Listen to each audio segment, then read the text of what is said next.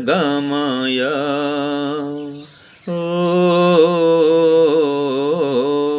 तमसो मा ज्योतिर्गमय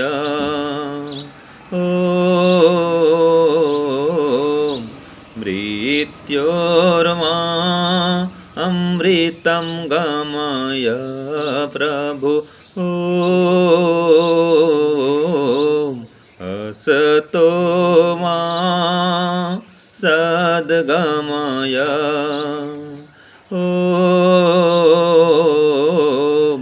तमसो मा ज्योतिर्गमय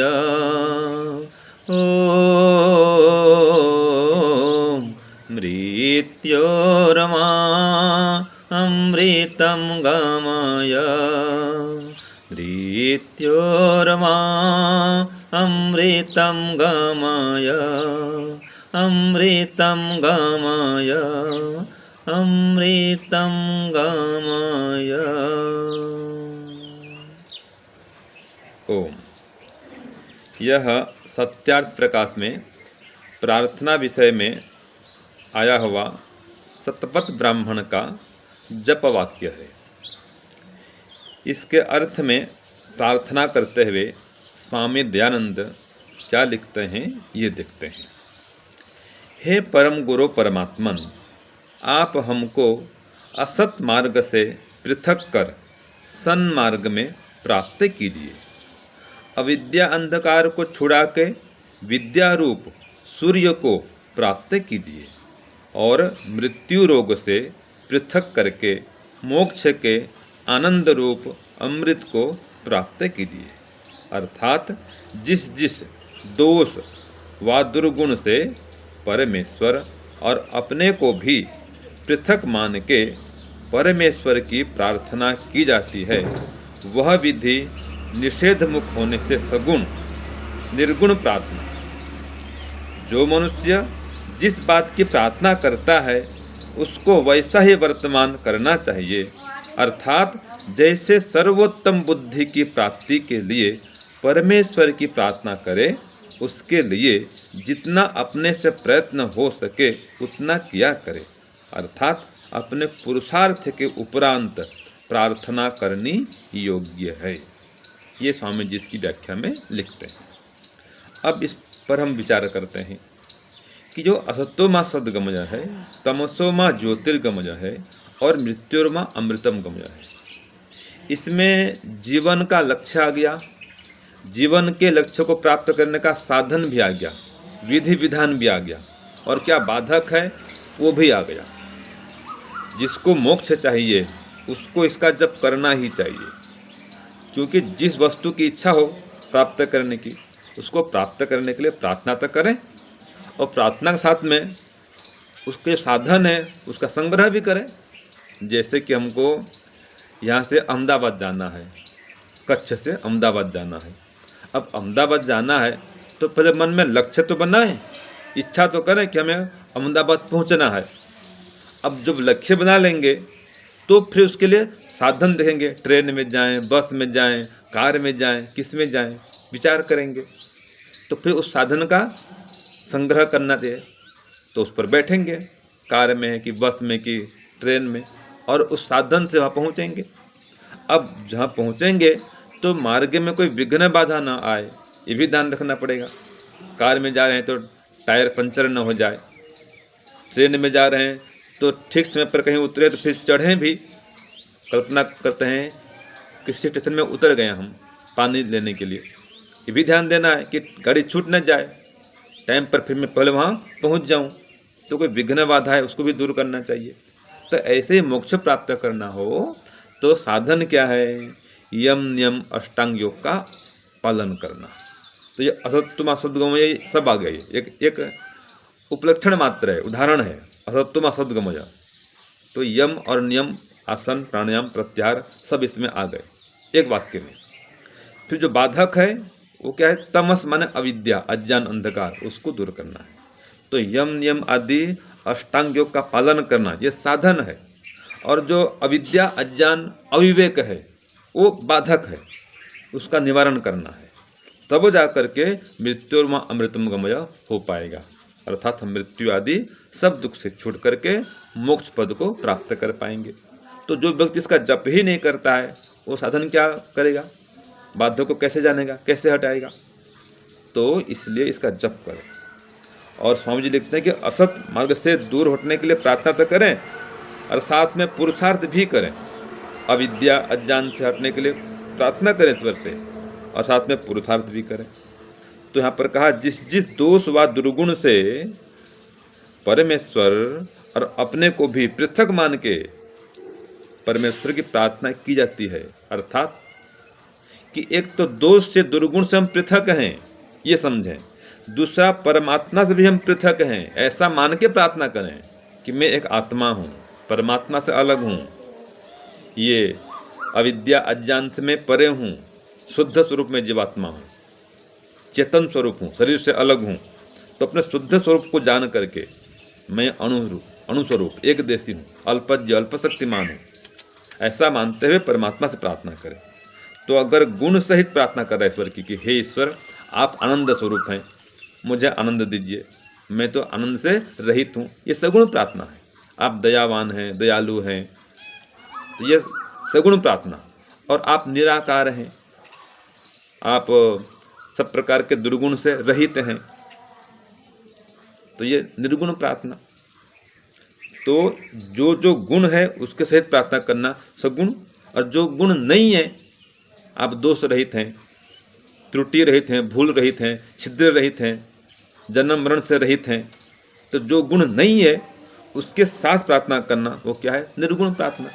जैसे आप अजर अमर अविनाशी हैं, अजन्मा हैं, तो मैं भी स्वरूप से अजर अमर अविनाशी हूँ, अजन्मा हूँ, मुझे अपने आत्म स्वरूप का बोध कराइए, ये निर्गुण प्रार्थना है। ये तो सगुण प्रार्थना भी होती है और निर्गुण प्रार्थना भी होती है। तो इस प्रकार से प्रार्थना करें और उस प्रार्थना को सिद्ध करने के लिए, पूर्ण करने के लिए पुरुषार्थ भी करें, मेहनत भी करें। इसलिए कहा इसमें कि जितना प्रयत्न हो सके उतना करें, अर्थात जितना आपसे बन पड़े, मतलब जितना आप मेहनत कर सकें उतना मेहनत जरूर करें उस प्रार्थना को सिद्ध करने के लिए, सफल करने के लिए, तब जा कर के प्रार्थना पूरी होती है। तो इस प्रकार से हम देखते हैं कि असत्वमा सद्गमय, तमस्वमा ज्योतिर्गमय और मृत्युर्मा अमृतम गमय, ये जीवन के लक्ष्य को प्राप्त करने के लिए इसका जप करना बहुत आवश्यक है। तो संकल्प करें, रोज इस तीनों वाक्य का जप करेंगे और जीवन के लक्ष्य मोक्ष की ओर अग्रसर होंगे। ओम शांति, ओम शांति। धन्यवाद स्वामी जी, बहुत अच्छा आपने शतपथ ब्राह्मण का वचन सुनाया। प्यारे भाइयों बहनों, अभी हमारा पाठ चल रहा है सत्यार्थ प्रकाश का सप्तम समुल्लास का, जैसा कि स्वामी जी ने अभी आपको बताया था। इसमें स्तुति विषय हमारा हो गया था और प्रार्थना विषय कई दिनों से चल रहा है। तो आज वैसे तो स्वामी दयानंद सरस्वती ने इसमें यजुर्वेद के सभी मंत्र लिए हैं, यजुर्वेद के मंत्रों से प्रार्थना की है ज़्यादातर। एक यहाँ लेकिन मंत्र आ रहा है वो शतपथ ब्राह्मण का है। और वैसे तो ये वेद में बात आई है, कई सारी सूक्तियाँ और मंत्र हमको ऐसे मिले हैं जहाँ पर यही बात है जो शतपथ ब्राह्मण में भी गई है। जैसे एक सूक्ति आती है, इदम अहम अनृतात सत्यम उपैमी, मैं अनृतात अर्थात झूठ को छोड़कर इदम इस सत्यम सत्य को उपैमी प्राप्त होता हूँ। तो अब यही प्रार्थना इसमें शतपथ ब्राह्मण में भी है, असतो माँ सद्गमय, हे प्रभु हे परम गुरु परमात्मन, आप हमको असत्य मार्ग से अलग कर सन्मार्ग में प्राप्त कीजिए।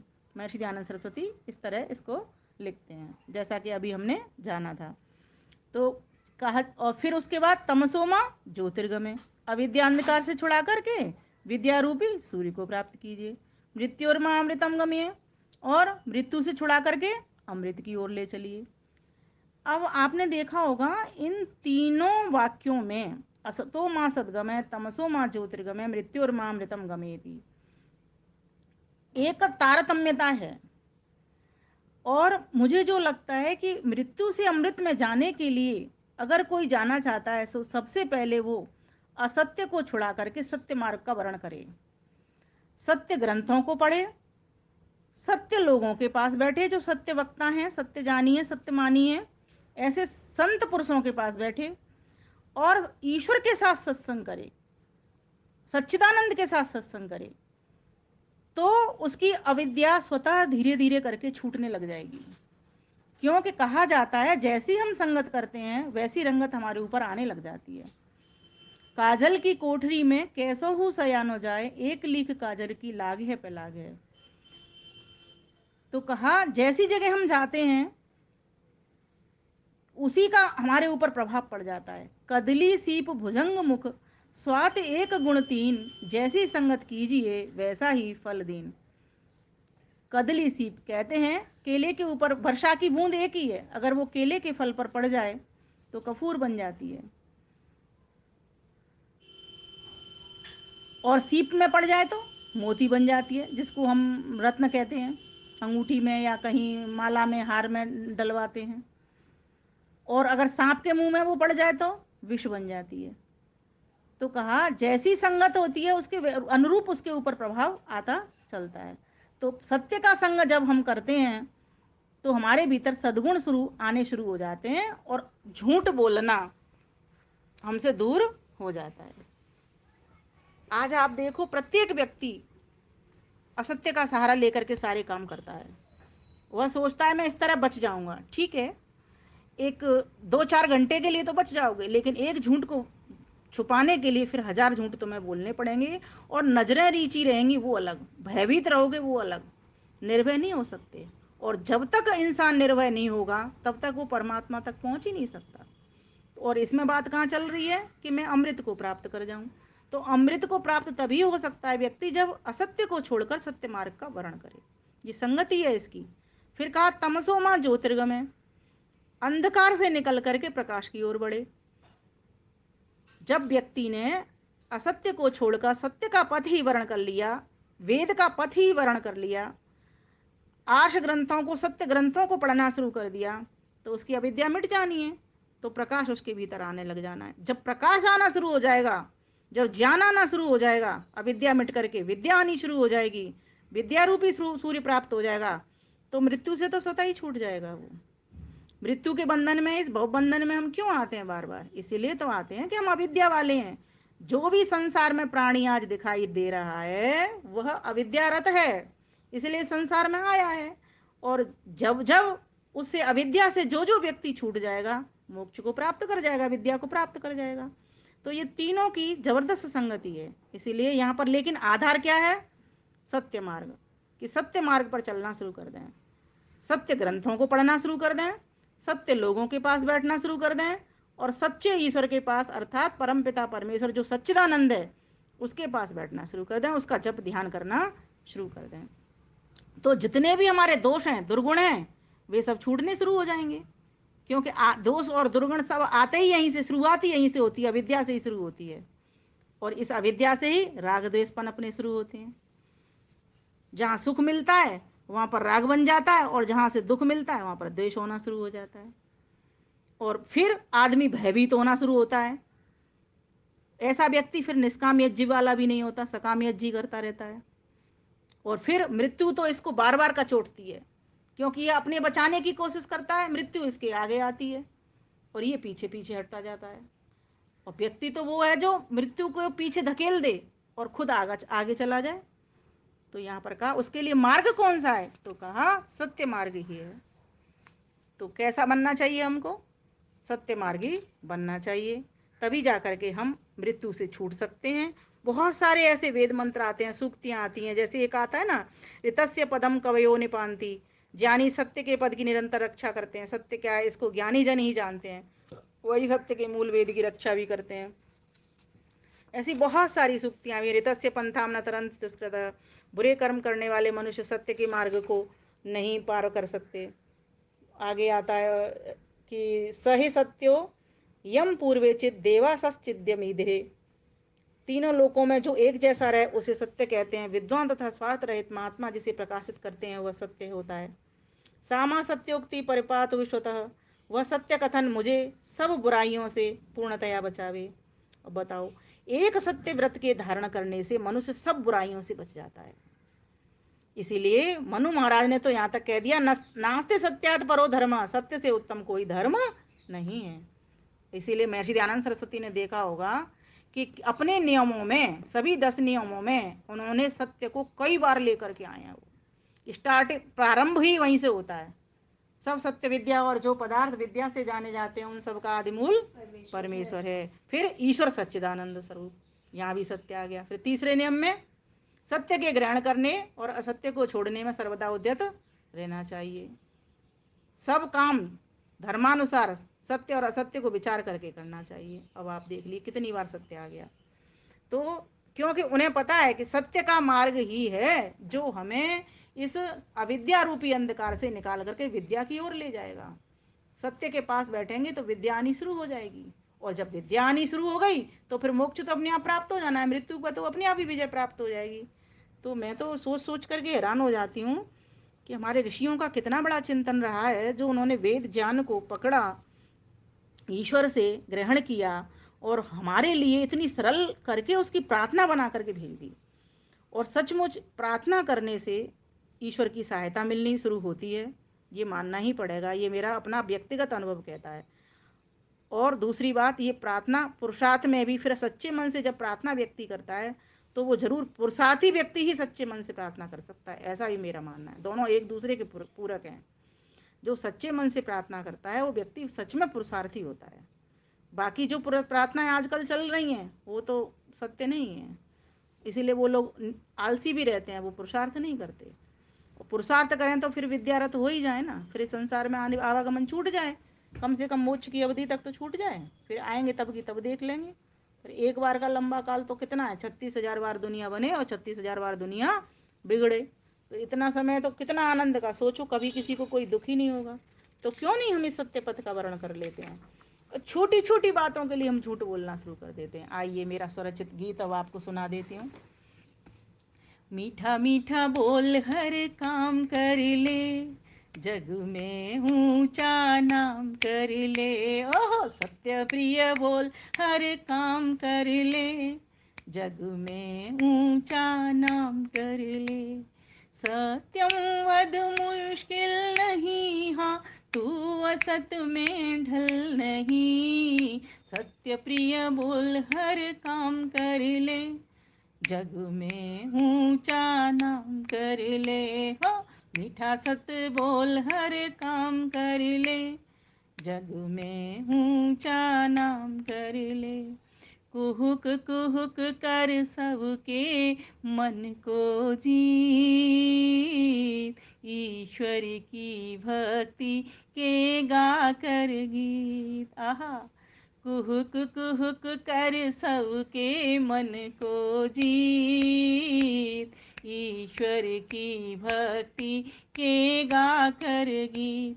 ईश्वर है जज उसको ही भज, उसके सिवा कोई हल नहीं। हाँ तू असत में ढल नहीं। मीठा मीठा बोल हर काम कर ले, जग में ऊंचा नाम कर ले। सत्यम वद मुश्किल नहीं, हाँ तू असत में ढल नहीं। सत्य मीठा बोल हर काम कर ले, जग में ऊंचा नाम कर ले। हाँ मीठा मीठा बोल हर काम कर ले, जग में ऊंचा नाम कर ले। ईश्वर का सब देख ले, सब में नूर, मिलजुल कर तू प्रीति बढ़ा भरपूर। ईश्वर का प्रिय देख ले, सब में नूर, मिलजुल कर यूं प्रीति बढ़ा भरपूर। सम्मान कर न अपमान कर, ईर्ष्या करके जल नहीं। हाँ तू असत में ढल नहीं। मीठा मीठा बोल हर काम कर ले, जग में ऊंचा नाम कर ले। हाँ मीठा सत बोल हर काम कर ले, जग में ऊंचा नाम कर ले। आगे कहा, नहीं गवा तू अकड़ झगड़ सबको, भाग रहा है समय पकड़ इसको, मन माज कर हाँ हाँ सब काज कर हाँ हाँ, अब ही कर ले कल नहीं हाँ, तू असत में ढल नहीं, मीठा मीठा बोल हर काम कर ले, जग में ऊंचा नाम कर ले हाँ, मीठा मीठा बोल हर काम कर ले, जग में ऊंचा नाम कर ले, सत्यम वद मुश्किल नहीं हाँ, तू असत में ढल नहीं, मीठा मीठा बोल हर काम कर ले, जग में ऊंचा नाम कर ले, कर्मों को तू शुद्ध बना प्राणी,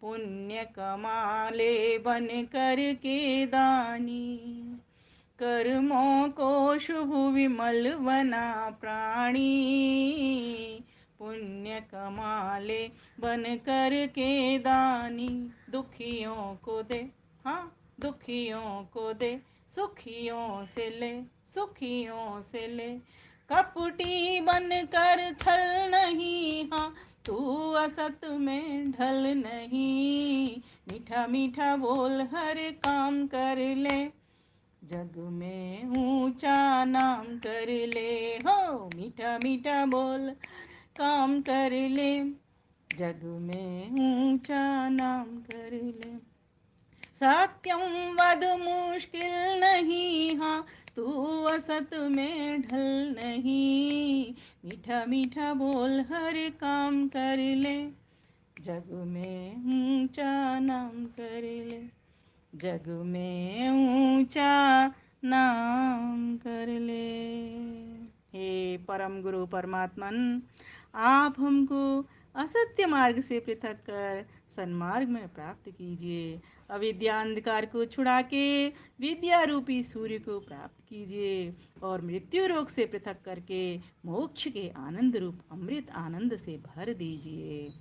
ॐ असतो मा सद्गमय, ॐ असतो मा सद्गमय, ॐ तमसो मा ज्योतिर्गमय, ॐ तमसो मा ज्योतिर्गमय, ॐ मृत्योर्मा अमृतं गमय, ॐ मृत्योर्मा अमृतं गमय इति।